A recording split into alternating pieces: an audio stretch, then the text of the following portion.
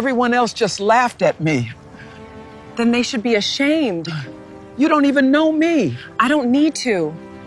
You stood there while she humiliated me. You were never one of us. Lily, I should have stopped her. You already chose your side. You have no idea what you've done. $3 million says I do. Tell me those records are false. Truth doesn't care who you are. She had exactly 90 minutes to get across town and walk into the interview that could change everything. Then she saw the old man on his knees, scrambling to pick up coins from the dirty market floor while a vendor screamed at him, and people held up their phones. Everyone was watching. No one moved. Lily Archer looked at the coins, looked at the man's shaking hands, and made the only choice she knew how to make. She never made it to the interview. She didn't know, standing there at a produce stand with a stranger's groceries in her hands, that she had just set the rest of her life in motion. Welcome to today's story. If you enjoy emotional drama and shocking twists, don't forget to like this video and subscribe for more unforgettable stories. And before we begin, let me know where you're watching from in the comments. It had started as an ordinary Saturday morning. It just didn't end like one. Lily Archer arrived at the Millbrook Community Market at 7:45 minutes before the first customers came through the gate. She helped Frank, the farmer she worked weekends for, unload the truck and arrange the tables, butternut squash in the front, root vegetables toward the back, the herbs in small tied bundles that always sold first. She had done this 11 Saturdays in a row, and the work was familiar enough that she could do it while thinking about something else. She was thinking about the interview. Pemberton Holdings, supply chain analyst. It was exactly the kind of role she'd been looking for since she'd left her last position, an involuntary departure, the polite term for what happened when your grandmother had a medical crisis, and your employer had no flexibility, and you had no choice but to leave. She had a degree in supply chain management, 3 years of solid experience before the gap, and the kind of careful attention to logistics patterns that she'd been using to identify inefficiencies in Frank's produce routing just because she couldn't turn it off. The interview was at 2 o'clock. She had the bus route memorized. She had her portfolio printed and organized. And she had one good blazer that she'd pressed that morning and hung on the back of the bathroom door. The market filled slowly. By 10, the morning regulars were moving through the aisles. Lily was bagging a bunch of kale for a woman with a stroller when she heard the vendor 3 stalls down start raising his voice. I said, "That's $22.50. Pay or move on. I'm not running a charity here." She looked up. An elderly man, she'd guess mid-70s, maybe older, was standing in front of a produce display with a wallet open in his hands. His hands were shaking. Not nervousness, she thought. Something else. The coins he'd been trying to retrieve from the wallet had scattered across the concrete. He was trying to bend down to pick them up and having difficulty. "You dropped your change, old man. That's your problem, not mine. $22.50. I'm sorry. I just need a moment." His voice was even, unhurried. "I'll get you've had 3 moments. I've got other customers." A few people nearby had stopped. One person had her phone out. Someone laughed at something. She didn't catch what was said, but she saw the man's shoulders move slightly at the sound of it. He went down slowly to one knee, still trying to collect the coins. Lily set down the kale. "Excuse me," she said to the woman with the stroller, and she walked the 10 feet to the neighboring stall. She crouched beside the elderly man and started picking up coins. Quarters, dimes, 1 nickel. He looked at her with a brief surprise that settled quickly into something quieter. "Thank you," he said. "I'm sorry to hold up the line. You're not holding up anything." She stood, counted the coins in her palm, looked at the vendor. "That's enough for what he's buying?" The vendor checked the coins, made a face, and took them. Lily picked up the grocery bag and handed it to the man, who was still getting to his feet. She offered her arm and he took it, steadying himself. "You're very kind," he said. "It's just coins." She walked with him a few feet clear of the stall where there was a bench under the canopy of a tree near the market's edge. "Do you want to sit for a minute?" He sat. She sat beside him, mostly because he seemed like someone who didn't need to be watched from a distance. Up close, he was a composed person. The kind of stillness that didn't come from having nothing on his mind, but from having decided not to be hurried by whatever was there. His jacket was a plain gray wool, well made, but not new. He didn't look like anyone particular. He looked like someone's grandfather who had come to the market because he liked the market. "I'm Arthur," he said. "Lily. Do you work here often, Lily?" "Weekends. I help the farmer at that stand." She nodded toward Frank's table. "I have another job during the week. A temp position. Trying to get back into my field." "What field?" "Supply chain management." She paused. "I had a job I liked, but I had to take time off when my grandmother got sick. They couldn't hold the position, and by the time she was better, the role was gone. I've been job hunting for about 18 months. He listened with the kind of full attention that people twice her age sometimes had, and most people her age had lost. He asked about her grandmother. Was she recovered? She was. He asked about supply chain work, what she found interesting about it. She found herself explaining more than she'd intended. The way systems had patterns that most people didn't bother to read, the satisfaction of finding an inefficiency that had been hiding in plain sight, the feeling of correcting something that would save someone real money or real time. He smiled at that. "You sound like someone who can't stop seeing the thing wrong in a system, even when you're not being paid to look." "That's an accurate description," she said. She checked her phone and felt the floor drop out of her stomach. It was 12:47. She had miscalculated how long she'd been sitting. The next bus was in 11 minutes. She needed 5 minutes to get back to Frank's stand, hand over the table, change out of her market clothes, and walk to the bus stop. It was not going to work. She sat still for a moment and made the calculation with the flatness of someone who had learned that panicking didn't change the math. She could call the interviewer and explain. She could reschedule. Maybe they'd give her another chance. Maybe they wouldn't. "I have to go," she said. "Will you be all right getting home? My car is just at the far end of the lot. I'm fine." He paused. "I'm sorry if I kept you. You didn't keep me. I kept myself." She meant it. She stood, offered her hand, and he shook it. "Take care of yourself, Arthur."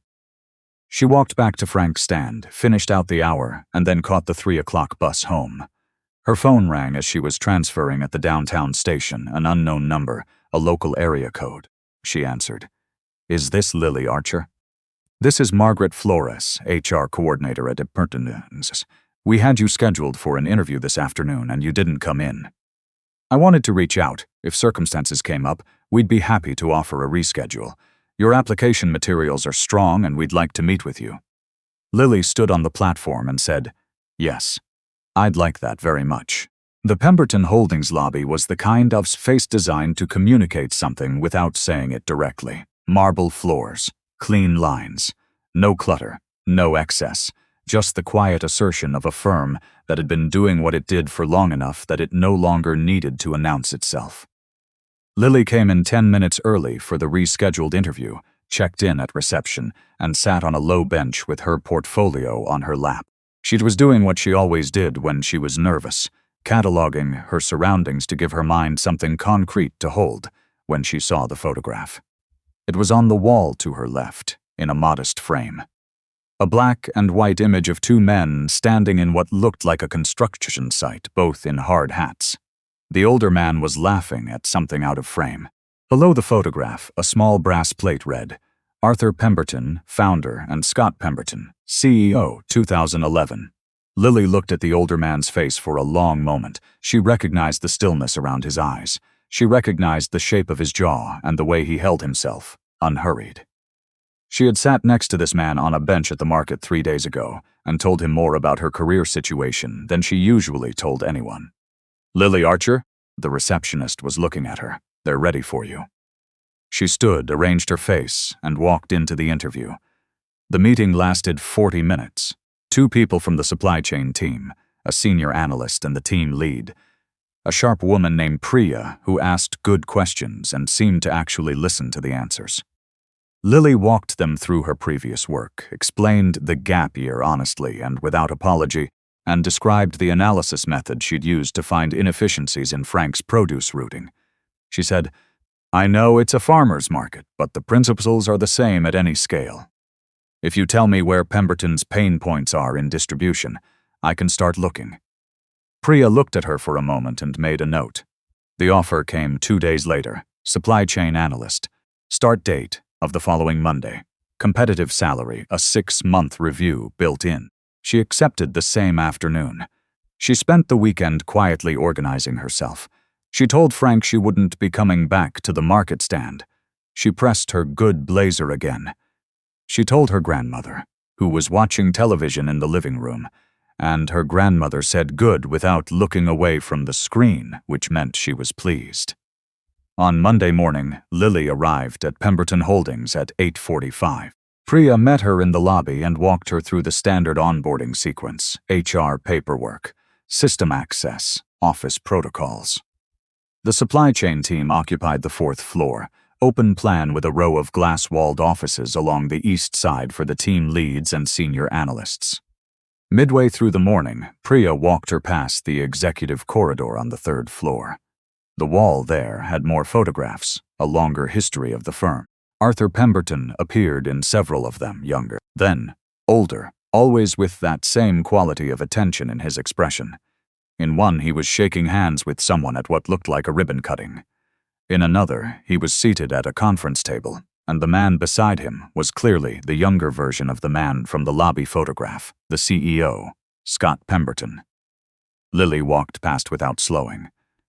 At 2 in the afternoon, she was introduced to Scott Pemberton in the hallway outside the executive conference room. He was finishing a conversation with 2 board members when Priya brought her over. The introduction was brief: her name, her role, her start date. Scott acknowledged her with a direct look and said welcome, and then the board member was asking him something and he turned back to them. She returned to her desk and opened the logistics contracts she'd been given to review for onboarding. Her mind kept returning to the photograph in the lobby. Arthur Pemberton, the founder, the man she'd sat with on the bench who'd shaken her hand and said, "Take care of yourself." She thought about whether to mention it. To whom, and in what context, and what it would mean to say, "By the way, I met your father at the market before my first interview. I paid for his groceries. He told me I sounded like someone who couldn't stop looking for what was wrong in a system." She thought about how that would sound. She thought about the question it would invite. Did you know who he was? She hadn't, but she couldn't prove that now, and unprompted disclosures about personal connections to a founder on your first day of work were not the kind of thing that landed well regardless of intent. She set it aside and went back to the contracts. She found the first inefficiency by 3:15. It wasn't flagged anywhere in the existing reports. A secondary carrier in the eastern distribution chain was being used for overflow capacity and billing at a rate 12% above the primary carrier. Standard practice in theory. But the overflow volume had remained elevated for 14 consecutive months, well past the demand peak that justified the higher rate. No one had reviewed it because it technically fell within authorized parameters. She documented it, ran the math, $1, $2 million annually, and drafted a clean summary with the supporting data. She forwarded it to Priya's queue with a subject line that said simply, "Inefficiency flagged in Eastern Chain. Not urgent, but worth a look." She stayed until 6. When she finally packed up her bag and took the elevator down, the lobby was nearly empty. She stopped in front of the founding photograph one more time. Arthur Pemberton, founder, she thought. He knew where she'd been interviewing when they talked at the bench. She'd told him. She'd said Pemberton Holdings, and he had just listened. He hadn't mentioned that it was his company. He hadn't said a word. She walked out into the evening air and let it go. He'd given her a conversation on a bench, not a job. She'd gotten the job herself. The next morning, her calendar notification chimed at 9 o'clock. Scott Pemberton's assistant had added a meeting to her schedule. Subject: new hire, follow-up. Time: 10 a.m. She looked at it for a moment, then went to make coffee. Scott Pemberton's office had one wall of windows that faced the city and 3 walls of the kind of deliberate emptiness that told you the person working there didn't need their space to speak for them. 1 desk, 1 credenza, 2 chairs across from it. No personal photographs, no awards on display. Lily sat in one of the chairs and kept her posture easy. He sat across from her and didn't open with pleasantries. "My father told me about what happened at the market," he said. "He called me that evening." "I see. I want to ask you directly, did you know who he was when you helped him?" "No," she said. "I didn't know his name until I saw the photograph in the lobby on my first interview." Scott looked at her the way someone looks when they're deciding whether a statement is true. "You had an interview here the same day." "I missed it. I missed the bus." "Because of the time you spent with him?" "Yes." He was quiet for a moment. Then, "Why did you help him?" "Specifically." She thought about the way to answer that, and decided the simplest version was the only version worth giving. He was on his knees picking up coins and no one was helping him. It seemed like the obvious thing to do. People don't usually do the obvious thing. I know. He seemed to be turning something over. His expression wasn't hostile. It was more like a system running a check it had run before and not trusted the results of. "I want to be clear about something," he said. "Whatever my father said to you, or offered to you, has no bearing on your position here. You were hired through the standard process. Your qualifications are what got you in the door." Lily looked at him. "Good," she said. "Because I didn't stop to help him to get a job." He met her eyes. Whatever he was looking for, he didn't find the answer he expected. "That's all," he said. She stood, thanked him for his time without warmth or coldness, just the professional neutrality of someone who had said what needed to be said, and went back to her desk on the 4th floor. She spent the rest of the morning with her head down. The logistics contracts were dense and the documentation was inconsistent across regions, which was exactly the kind of thing she'd been trained to read. By early afternoon, she'd extended her analysis of the Eastern chain inefficiency into a secondary question. Was the elevated overflow volume a recurring pattern or a one-time anomaly? She pulled the data back 4 years. It was recurring. Specifically, it had been elevated every year since the Eastern oversight function had been moved under a different reporting line. She noted that in her summary as well. Not as an accusation, as a structural observation. The kind of thing that would either be nothing or explain a lot, and either way was worth knowing. She sent it to Priya at 2:15. Priya stopped by her desk 20 minutes later. "Did you work in auditing before?" "No. Supply chain optimization at my last company. But the diagnostic approach is similar." Priya looked at the document on Lily's screen. "How long have you been here?" 3 days. "Right." She made a small sound that wasn't quite a laugh. "I'm going to put this in front of the director. Don't expect anything quickly. It'll take time to verify, of course." Priya left. Lily went back to her screen. At 5:30, she was still there. The floor had emptied. The open plan area went quiet around 5, and by 5:20 even the stragglers were gone. She liked the quiet. She worked better in it. She heard the elevator at 5:40 and looked up by reflex. Scott Pemberton walked through the open plan on his way to the copy room or the supply closet or wherever it was that CEOs walked to at the end of the day. He was carrying a folder and his jacket was over his arm. He slowed when he saw her at her desk. He didn't stop. He didn't say anything.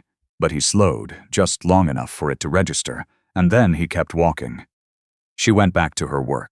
The following morning she arrived to find an email from Owen Pemberton's office in her inbox. It requested that she prepare a summary of her onboarding progress for a portfolio alignment briefing scheduled for Thursday. She forwarded it to Priya and asked if this was standard. Priya wrote back within 10 minutes, "Not for new hires. I'll attend with you." She noted the email, noted Priya's response, and went back to her analysis. Something about the Eastern chain structure was still bothering her, a ghost of a pattern she hadn't fully named yet. She was going to find it. She had the distinct feeling it was sitting just behind the next dataset, waiting to be read. By Thursday, she had 3 more findings in preliminary form. She brought them to the briefing with Owen Pemberton, who spent 40 minutes asking her how she'd gotten her position, whether she'd had prior contact with anyone at the firm before her interview, and whether Arthur Pemberton had made any promises to her directly. He didn't ask a single question about her analysis. She answered his questions without flinching and volunteered nothing extra. When he finally asked about her work, she summarized it in 2 minutes, clear and exact. He wrote nothing down. He thanked her for her time in the tone of someone who has already decided what they think. On the way out, Priya said, low enough that only she could hear. You handled that well, Lily said. Thank you for coming with me. That evening, she got a text from an unknown number. It said, I heard the briefing went fine. Well done. She looked at it for a long moment. Then she saved the contact under Arthur. The board meeting was scheduled for the third Thursday of the month, and in the 2 weeks leading up to it, Owen Pemberton moved through the executive floor with a particular kind of buoyancy that people who knew him recognized. He was visible in the way that someone is visible when they want to be noticed calculating. Lily had learned his name from Priya, who had described him as Scott's older cousin, and a board member who had, in Priya's careful phrasing, a long memory and a particular interest in the firm's leadership structure. What that meant in practice was that Owen appeared at team briefings he had no direct reason to attend, asked questions that were framed as due diligence but felt more like inventory, and spoke about Scott in the boardroom with a kind of measured concern that kept just inside the boundary of professional respect. Lily had been at Pemberton Holdings for 3 weeks when she saw Renata Hughes for the first time.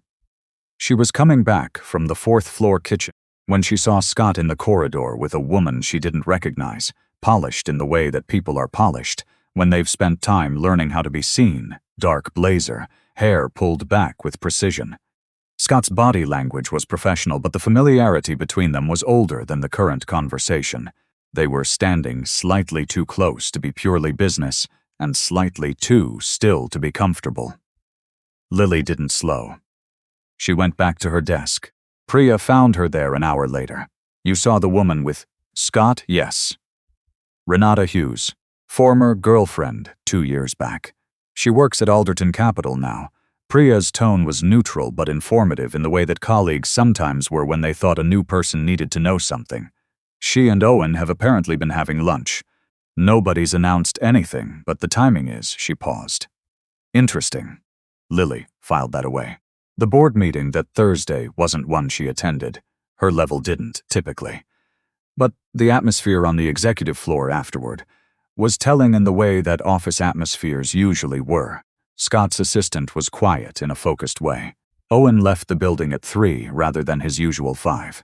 Priya told her, quietly, that Owen had raised the topic of succession planning benchmarks in the context of reviewing the firm's long-term governance structure.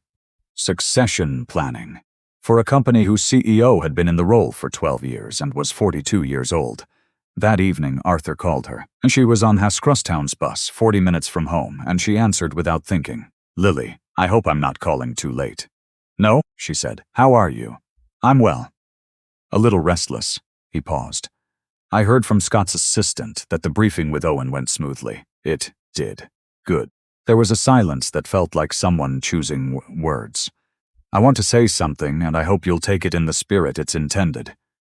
I'm aware that what's happening on the board level has nothing to do with you directly, and I have no right to involve you in it. But I thought you should know the reason Owen is pushing as hard as he is has to do with Scott, not with the company. Whoever is in the room with Scott matters right now. Owen knows that. She thought about that.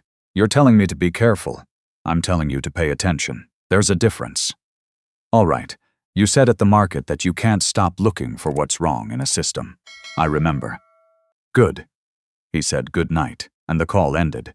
She held the phone in her lap and looked out the bus window at the city going past. Whatever Arthur was trying to tell her, she thought she understood the shape of it. Owen's campaign against Scott needed a narrative, and a new hire with a personal connection to the founder, however circumstantial, was a convenient element in that narrative. She wasn't going to let herself become a wedge. The question was what she could do about it. The answer, she decided, was the same thing she always did. She went to work. Over the next week, she extended her Eastern chain analysis into a broader review of the vendor contract structure across all regions. Priya approved the expanded scope. The team lead submitted the first phase of Lily's efficiency finding to the operations director on a Friday afternoon, estimated annual savings, $2 million, pending full implementation review. The operations director put it on his agenda. Scott received a copy of the summary. Lily was reviewing her next data set on a Tuesday afternoon. When she heard someone stop behind her desk, she turned around. Scott was standing there, not quite looking at her work and not quite not looking. The Eastern chain analysis, he's yes. You found this in 3 weeks, yes. He looked at the screen for a moment. How many other regions have you reviewed? Partial coverage on the Southeast and Central. I can have preliminary findings within 10 days. He didn't thank her. He nodded once and walked toward his office. She watched him go and then looked back at her screen. She called Arthur that night. Not because she'd planned to, it had just become somehow what she did when the day had too many layers. He answered on the second ring and listened while she described the board meeting's aftermath, and the way Owen's questions at the briefing had been aimed entirely at her origin story and not at her work. Owen sees people as positions, Arthur said. He's been doing it his whole life. The question is whether Scott sees people as people. She didn't answer that directly. She said, "He came to look at my screen today. He asked how many regions I'd reviewed." There was a silence. Then, "Good," Arthur said, and she could hear something in his voice that was quiet and deliberate, the tone of someone who has been patient long enough and is beginning to believe the patience was worth it. She didn't ask what he meant by good. She thought she might already know. Arthur suggested the coffee shop 3 blocks from the market, not the Pemberton Holdings neighborhood, not anywhere connected to either of their professional lives. Lily arrived first. He came in 5 minutes later, walking with a cane she hadn't seen at the market, and she stood to wave him over. He sat down across from her and looked at her with the same quality of attention she'd noticed on the bench. No pretense, no social scaffolding. "I owe you an apology," he said. "I should have told you at the market who I was." The decision to stay quiet felt reasonable at the time. In retrospect, it wasn't fair to you. She thought about it. "You couldn't have known I was interviewing there." "No, but you told me you were interviewing at Pemberton Holdings. When you said the name, I had a choice. I chose wrong." He said it without defensiveness. "Just a fact. It's all right. It isn't. Quite." "But thank you." He ordered tea. She had her coffee already. For a while they talked about simple things, his late wife, Eleanor, who had loved the market and made a tradition of Saturday mornings. He'd continued it after she died because it was the closest thing he had to hearing her voice without actually hearing it. The vendors knew him. The routines were the same. She told him about her grandmother, that she'd been her primary femme since her parents divorced when she was 12. That the year of caregiving had been hard in the way that something necessary and right is still hard. That she didn't regret it. Then Arthur set his cup down and said, "Owen is going to escalate." Lily waited. "He's been building toward this for 3 years. He doesn't want to run Pemberton Holdings. He wants to control whoever does. And he wants Scott out because Scott can't be controlled." He paused. "My son has a quality that I've always admired and sometimes worried about. He is completely indifferent to social pressure. He makes decisions based on what he believes is right and ignores the rest. That's excellent in a leader. It's a problem in a political environment. And Owen is political. Very." He looked at her steadily. "I'm telling you this not because I need you to do anything. I don't have the right to ask that of you. But you're in the room now, and the room is not what might have looked like from outside. I understand. I also wanted to tell you something about Scott." He chose his words carefully. He's not cold. He learned to seem that way after his ex-wife left. She came into his life shortly after I transferred the controlling stake of the firm into a family trust. When she discovered that the trust was structured in a way that limited Scott's personal liquidity, she reassessed her interest. She left within 6 months and filed a civil claim that went nowhere but cost 2 years of Scott's life. He paused. He blamed himself more than he blamed her, which is the kind of thing that does a particular kind of damage. Lily looked at her coffee. "I'm not telling you this to explain him away," Arthur said. "I'm telling you because I think you're someone who should have context when you're working with incomplete information. You've been reading systems for 3 weeks and you've found things that have been hidden for years. I thought you might want to apply the same approach to the human situation," she said. "You're giving me more than I asked for. You didn't ask me for anything. That's why I'm giving it. On the way back to the office, she passed past Owen in the lobby. He was standing near the reception desk with a woman she recognized from the board meeting as one of his allies. He saw her, and the expression that moved across his face was quick but readable, a recalibration, a decision made in real time about what to do with the information that she and Arthur had apparently been meeting. She gave him a professional nod and kept walking. That afternoon, Owen came to her desk. No assistant, no appointment. He appeared beside her and stood there with his hands in his pockets as if the interruption were perfectly ordinary. Lily, I wanted to check in on your first month. It's going well, thank you. Good. He looked at her screen. Finding your footing? Yes. Good. A pause. You should know that positions at this firm, meaningful positions, positions of real trust, are earned over time. We've had situations in the past where someone came in through an unusual pathway and found themselves in over their head. I'm not suggesting that's you. I just think it's helpful for new people to understand that longevity matters here. She looked at him. I understand what you're saying, Mr. Pemberton. Excellent. I just want to make sure you're settled and not feeling any undue pressure from relationships that might complicate your professional standing. I feel fine, she said. He smiled with his mouth and left. She went back to her screen. The Southeastern vendor contract data was open in 3 windows. She stared at it without reading and then pulled up the audit trail for Owen's most recent board submissions, the ones that had cited contract performance metrics in his arguments about the firm's administrative efficiency. Something in those numbers was familiar. She couldn't name it yet, but she'd felt this before, the particular quality of a pattern that was there and didn't want to be found. She opened a new document and started noting what she saw. 2 days later, Priya stopped at her desk holding a printed report. Operations Director signed off on the Eastern Chain optimization. Full implementation approved. The projected savings are being written into next quarter's forecast. Lily looked at the report. That was fast. Scott pushed it through. He told the director to stop sitting on good analysis. Priya set it on her desk. Congratulations. Lily looked at the paper for a moment. Then she looked at her screen and at the document she'd been building, the one about Owen's numbers.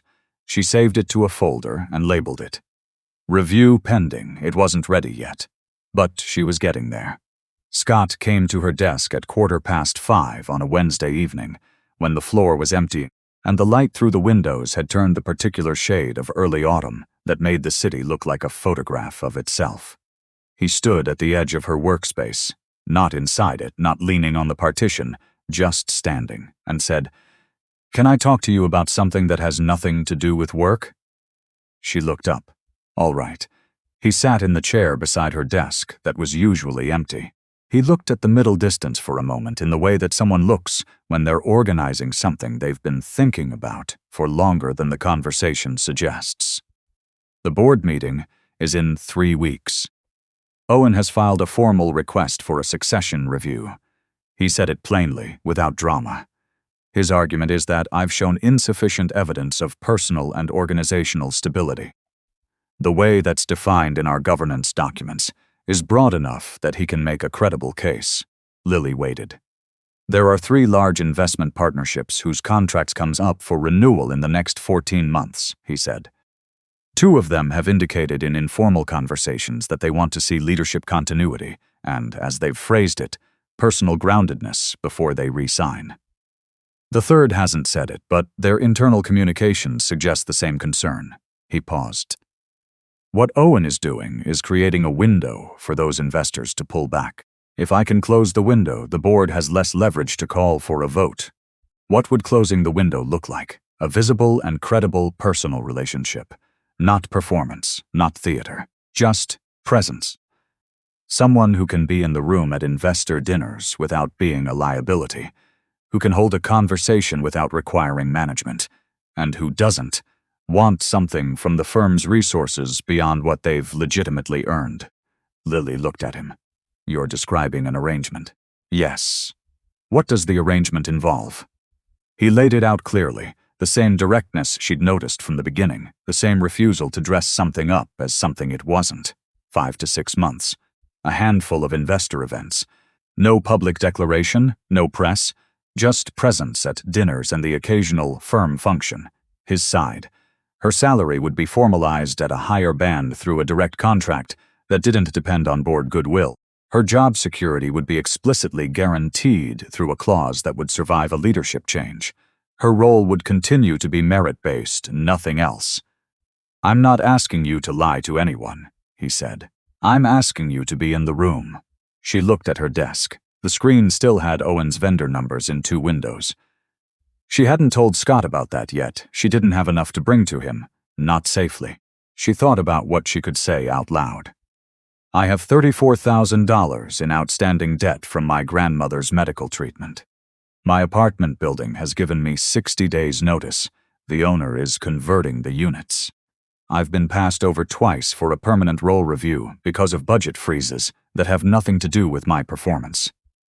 She said it without self-pity and without asking for anything. Just context. I'm not saying yes because I have no options. I'm saying those are the things I'm working with. He looked at her, not with pity, with the particular attention of someone recalibrating. "I have conditions," she said. "Tell me." "I sign nothing that involves misrepresenting the firm's financial condition or deceiving investors about Pemberton Holdings' fundamentals. My professional integrity is mine. If you want me in the room, I'm in the room as myself." She paused. "And Arthur knows. I'm not keeping a secret from him." Scott was quiet for a moment. Something moved across his expression that might have been close to the word respect, though he didn't use it. Those are reasonable terms. "Good," she told Arthur that evening. She'd expected surprise, or some version of "I told you so," or the careful neutrality of a father who didn't want to insert himself. What she got was, "Good. This was always going to happen one way or another, you knew?" "I hoped," he said. "There's a difference." She thought about what he'd told her at the coffee shop, about Scott's ex-wife, about the trust, about the damage that accumulates when someone learns to mistake distance for safety. She thought about what it must feel like for Arthur to watch his son navigate the years after that, building a fortress out of professional competence and calling it a life. "He's not what he seems in the office," she said, not quite sure why. "No," Arthur agreed. "Neither are you." The first investor dinner was a week later. A private room at a restaurant in the financial district, 12 people, warm lighting, the kind of meal that was about relationships and not food. Lily wore the same blazer she'd worn to her interview, with a silk blouse she'd borrowed from her grandmother, who'd kept it since the 80s and had good taste. She sat beside Scott and talked to people. She asked the right questions and answered the ones directed at her with the directness that was simply how she was, and the investors responded to it in the way that genuine attention usually makes people respond. By dessert, 2 of them had exchanged cards with her. One had asked about her supply chain background and spent 20 discussing distribution strategy with her in a way that looked, from the outside of the conversation, like exactly what it was. 2 people who found the same problems interesting. In the car afterward, Scott was quiet for the first 20 minutes. Then he said, "You're natural at this. I just said what I thought. That's what I mean." She looked out the window. Outside, the city moved past in its lights. She thought about the bench at the market and the man with the shaking hands and the coins on the concrete floor.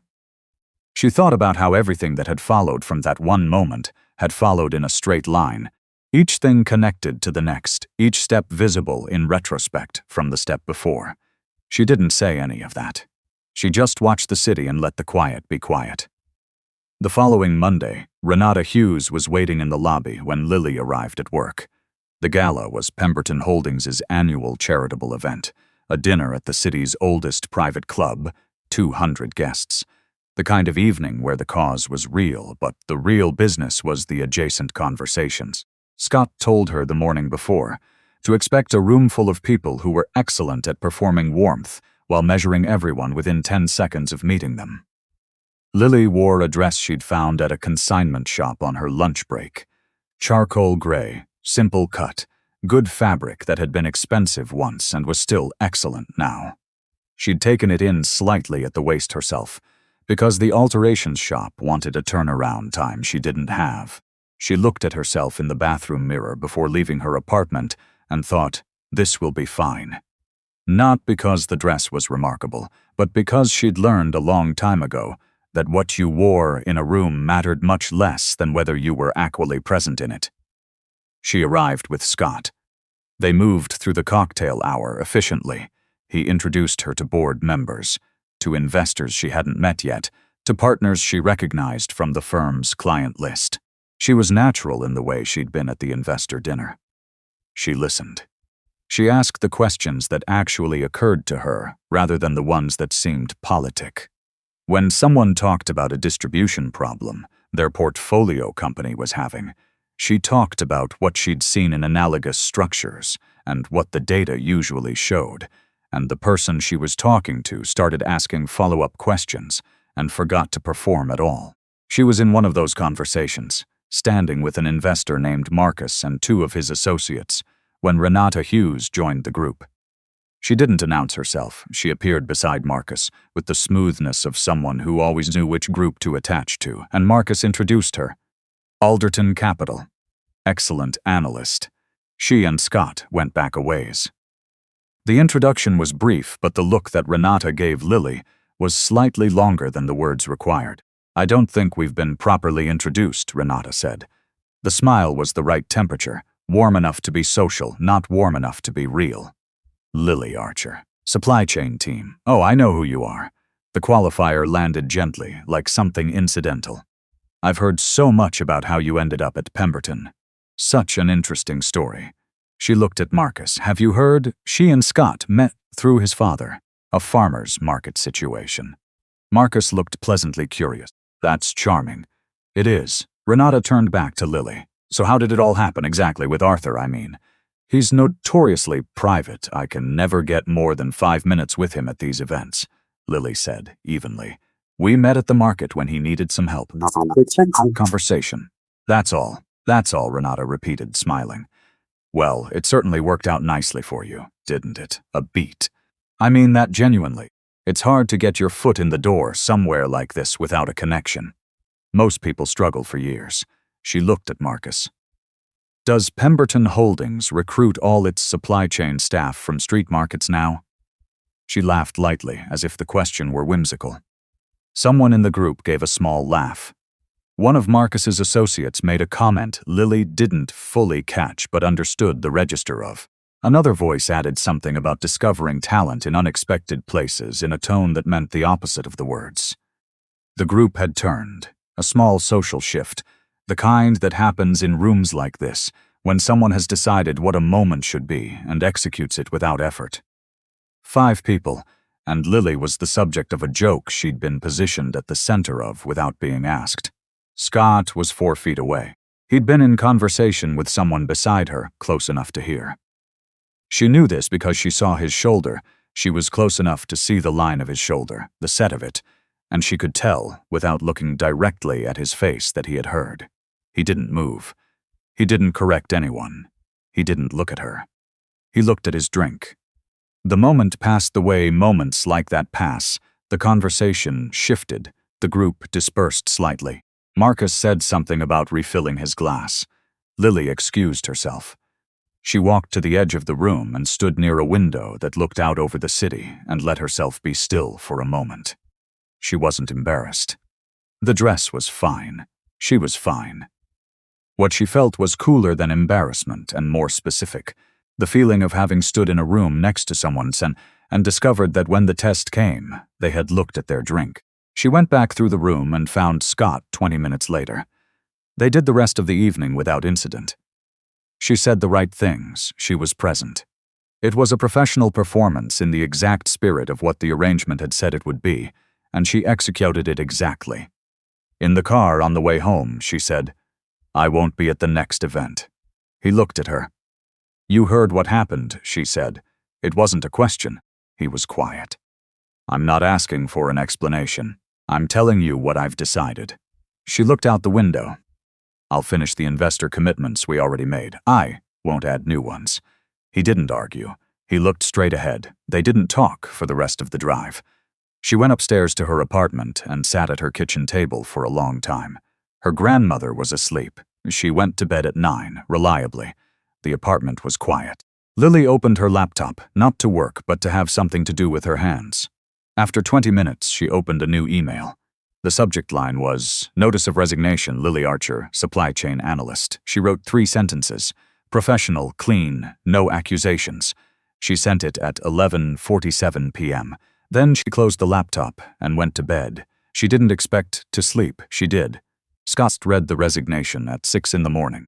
He'd been awake since 5:30 out of habit. He'd never slept easily at the best of times, and the worst of times had trained him to treat early mornings as the only quiet part of the day he could rely on. He read it twice, 3 sentences, professional and complete, and carrying the specific weight of something that had been decided, not something in progress. He called her. She didn't pick up. He waited 20 minutes and called again. Still nothing. He stood at his window and looked at the city waking up, and told himself he was going to sit with this and think about it rationally, and then he picked up his car keys and left the apartment. He knew her building's address from the HR file. He wasn't proud of the fact that he knew it and had never planned to use it. He arrived at 20 past 8, which was too early, but also the only time he knew she'd still be there. She started work at 8:45, and it was a 40-minute commute. She was in the lobby. She was standing near the management office, and there was a man with a clipboard, building manager, from the look of the clipboard and the lanyard, and she was speaking with him in a tone that was level and precise, and clearly had been going on for some time before Scott arrived. He stood near the entrance and watched. The manager was saying something about a city permit and a timeline, and the conversion process being outside his jurisdiction. Lily was saying, with the same steadiness she brought to everything, that the notice period, as stated, was insufficient under state tenant protection law for buildings of this type, and she had a copy of the relevant statute, and she was prepared to bring this to the tenant advocacy office if the building's management company wanted to contest that interpretation. She held up a printed document. The manager made the particular face of someone who has underestimated the person they're talking to. He said he'd have to check with the company's legal team.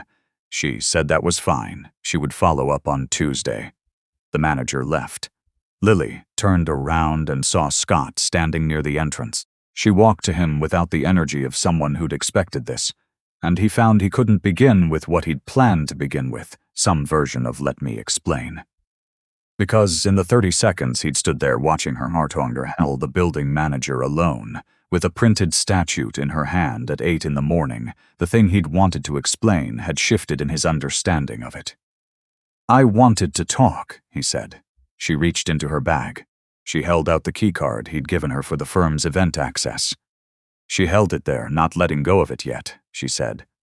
"You don't have to protect me from everything. I didn't ask for that and I don't need it." A pause.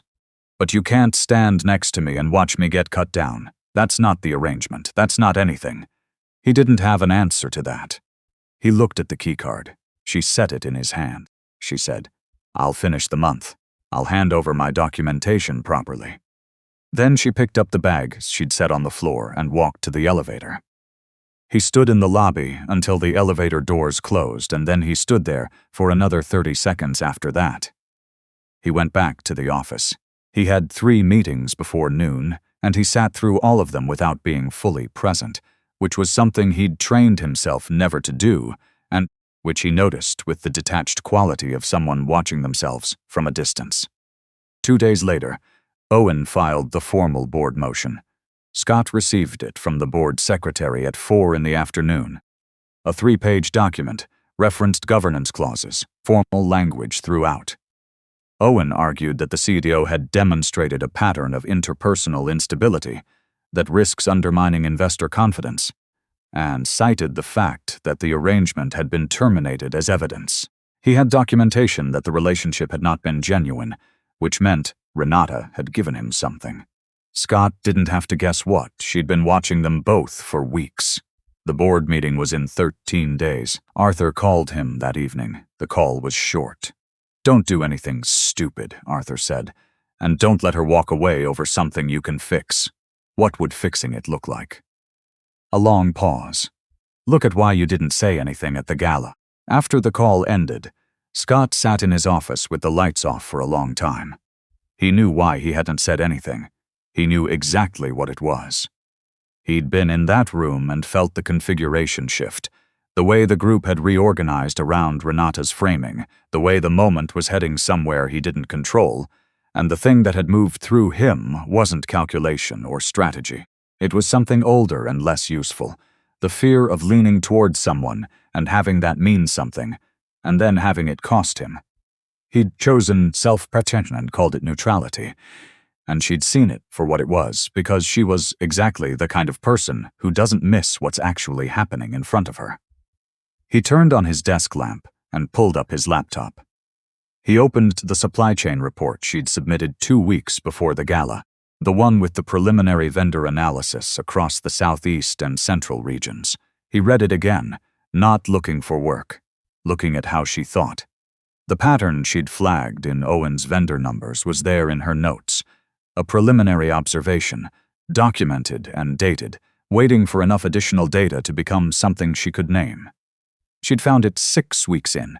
She'd documented it without making a claim she couldn't support yet. He opened the file on his own private drive, the one where he kept the things he hadn't acted on yet, the things that needed more evidence than he had. He opened a new document beside hers and started noting the places where her observations intersected with the discrepancies he'd already seen in Owen's board submissions. He worked until midnight. When he stopped, he had 4 pages of cross-reference documentation and the beginning of something that looked, if you knew how to read it, like a very clear picture of what Owen had been doing. He sent it to the firm's external auditor with a note that said, "I need a priority review by end of next week. Please treat this as confidential." Then he closed his laptop and sat in the dark office for a while. He thought about Lily's and standing in the lobby of her building at 8 in the morning with a printed statute, handling her own problem without asking anyone for help. He thought about how much he'd misunderstood her. Lily had not been sleeping easily, which was new. She was someone who had always been able to sleep. It was one of the things her grandmother said distinguished her from people who let their problems get between them and rest. But the past week had carried a quality of unresolved things that didn't quiet down at night. She worked. She always worked when she didn't know what else to do. The vendor contract review she'd been running for weeks had moved, in the past 10 days, from preliminary observation to something she could name. The pattern was consistent enough across 4 contract cycles that it stopped being a pattern and became a finding. Owen Pemberton's name appeared in 2 shell company registrations that she'd traced through 3 levels of billing documents, a logistics subcontractor called Regent Supply Partners, registered in Delaware, receiving payments from a Pemberton Holdings vendor contract that had been structured and routed in a way that bypassed standard procurement review. The amounts were specific, $2. $8 million over 4 years, extracted in increments small enough to avoid automatic audit flags, large enough to matter. She documented everything. She had contract numbers, payment records, the shell company registration filings, the vendor approval chain with Owen's authorization at each step. She stamped it with timestamps and organized it in a folder on her secure drive with the label she'd started it under weeks earlier, Review Pending. On the morning of the board meeting, she sat at her kitchen table with the printed documentation in a folder and thought about what she was about to do. She was going to walk into a board meeting she had no right to attend. She was going to interrupt a formal proceeding. She was going to place herself in a room full of people who had not invited her and present information that would land like a disruption of something those people considered settled. She thought about the bench at the market. She thought about the vendor screaming at the man on his knees. She thought about what it had felt like to stand there and see something wrong happening and know that she was the only one who was going to do anything about it. She picked up the folder and caught the bus. The board meeting was in the executive conference room on the 3rd floor. She arrived 20 minutes after it started and sat in the reception area outside it, folder on her lap, and waited. The assistant at the desk watched her with an expression that didn't quite ask the question out loud. Lily said, "I'll wait until there's a natural pause. I just need 5 minutes." The assistant looked at her for a moment. Then she looked at her desk and didn't stop her. 15 minutes later, the door opened, someone stepping out to retrieve a document. Lily stood up, walked through the open door before anyone could decide she shouldn't, and said clearly, "I apologize for the interruption. I have documentation relevant to the current discussion of leadership integrity at this firm.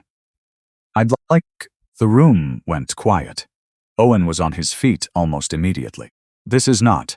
She doesn't have authority to." "The floor is yours," the board chair said to Lily. He was a man in his late 60s named Richard Foss, who had been on the board for 14 years, and had the quality of someone who had outlasted enough drama to find most of it uninteresting. He looked at her with what appeared to be neutral curiosity. She handed the folder to the assistant who'd followed her in, asked her to distribute the copies she'd prepared, and stood at the head of the table. She spoke for 4 minutes, not 3. No one stopped her. She walked through what she'd found, in the order she'd found it, with the documentation identified by exhibit at each step. She was not performing. She was explaining what the data showed the same way she always explained what data showed. By the second minute, 2 of the board members had the folder open and were reading as she talked. By the 4th, the room had the particular quality of people recalibrating in real time. Owen said, "This is fabricated. She's a disgruntled employee making false accusations because these are the firm's own payment records," Lily said. "The originals are in the accounting system. The shell company registrations are public filings. I can provide the exact audit trail." She looked at the board chair. "You'll want your external auditor to verify all of this independently." "I'd recommend this week," Richard Foss said. "Thank you, Miss Archer. I'm going to call a recess."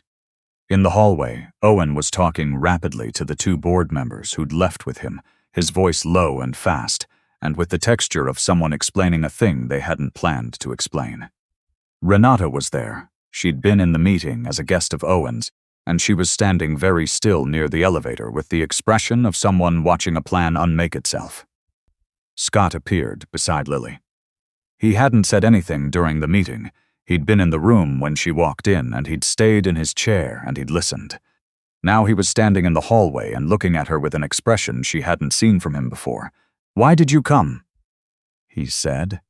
She said, "Because what Owen was doing to you and what he was doing to the company are the same thing. Using access to take what you don't own."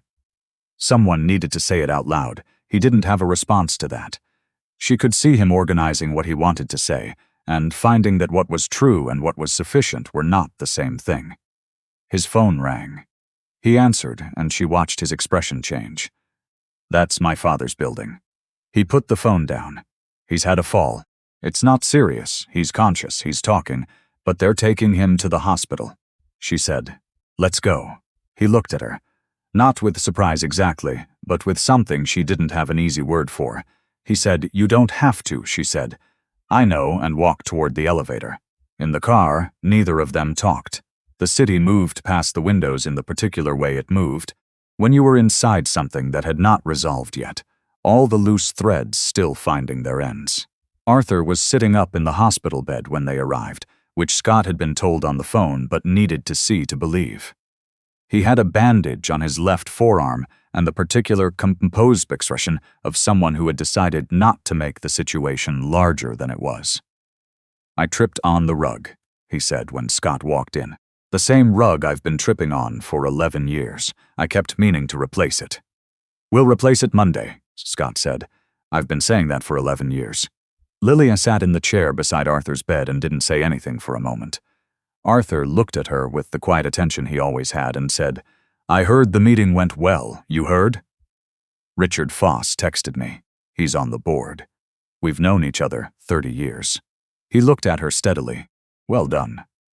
"I just said what the data showed. That's always the harder thing than it looks." Scott was standing at the window with his back to the room and his hands in his pockets, which was something he did when he was trying to organize something too large to fit into his usual architecture. Arthur looked at his son's back, and then at Lily, and something passed through his expression, not quite satisfaction, but close. "I want to tell you something," Arthur said to Scott. "I could have told you this 6 weeks ago, but I was waiting to see if you'd figure it out yourself." Scott turned around. "The woman at the market helped me without knowing a single thing about this family. About the firm. About you." He paused. "I have spent my entire adult life, my entire career, trying to understand why some people make good decisions and others don't. I've concluded it comes down to one thing. What do they do when no one's watching? When there's nothing in it for them?" He looked at Scott. "Now you know what she does." Scott looked at Lily. She looked back at him, not performing anything, just being present in the way she was always present, with her full attention and no agenda. In the weeks that followed, Owen was placed on administrative leave pending external audit. The audit confirmed what Lily's documentation had shown and more. The shell company Routing had been in operation for 4 years and 7 months, and a second shell company existed that hadn't been in her original report. Owen resigned from the board before the audit was formally concluded. Renata Hughes withdrew from the orbit of Pemberton Holdings without announcement. There was nothing left for her strategy to attach to. The 3 investor partnerships renewed their contracts. 2 of them cited the firm's demonstrated commitment to governance integrity in their renewal letters. On a Saturday morning in late October, Scott came to Lily's apartment. He rang the bell. The keycard she'd returned to him was still in his desk drawer. Her grandmother answered the door. She was 81 years old and had survived a serious illness and the particular wear of a life that had not been easy, and she looked at Scott Pemberton the way someone looks at us when they're deciding whether the person is going to be worth what they're about to let into the house. She looked at him for a long moment. Then she opened the door and said, "Come in." Lily was in the kitchen. She turned when he came in and waited. He said, "The arrangement is over. You know that." "Yes. I'm not here about the arrangement." He had thought about how to say this for the past several days, and he'd found that all the prepared versions sounded like someone managing a situation. So he stopped managing it.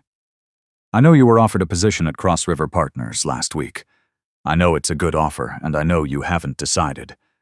I'm not asking you to stay because of the job." A pause. "I'm asking if you would give me the opportunity to show you that I've learned the difference between protecting myself and being worth someone's trust."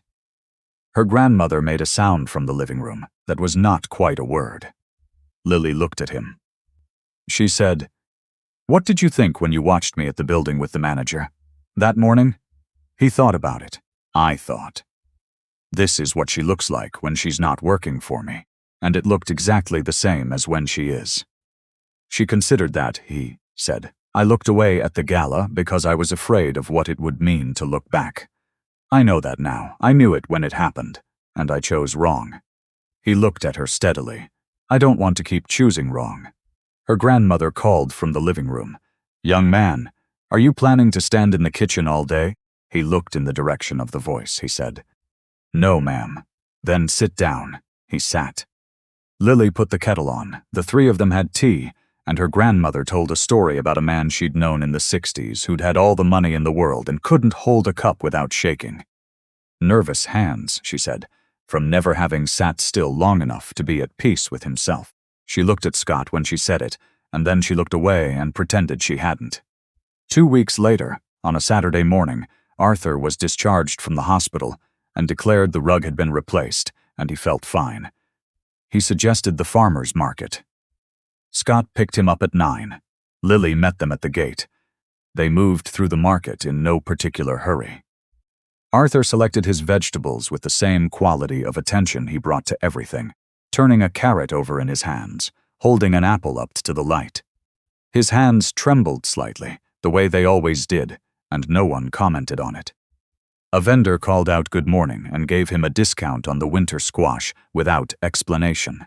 Near the end of the row, they passed a stall where a vendor was being impatient with an elderly woman who was taking her time change.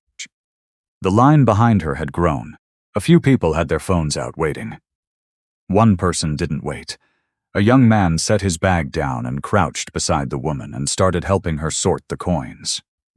Lily watched this and said nothing. Arthur watched it and smiled.